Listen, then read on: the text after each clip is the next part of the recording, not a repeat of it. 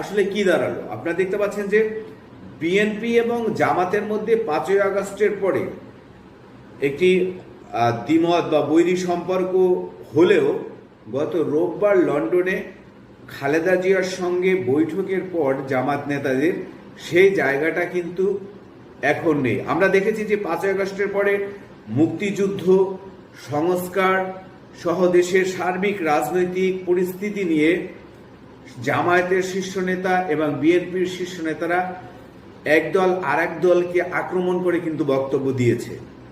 কিন্তু সেই জায়গাটা কিন্তু নির্বাচনী প্রশ্নের জায়গায় কিন্তু তারা এখন খুবই কাছাকাছি একটি সময়ে চলে এসছে। তাহলে অর্থাৎ বর্তমানে যে রাজনৈতিক দল তৎপর রয়েছে, যে বড় দুটি রাজনৈতিক দল তৎপর রয়েছে, জামায়াত ইসলাম এবং বিএনপি, তারা কিন্তু জাতীয় নির্বাচন আগামী ডিসেম্বরের দিকে দেওয়ার জন্য অলরেডি সরকারকে আজকে চাপ প্রয়োগ করলো।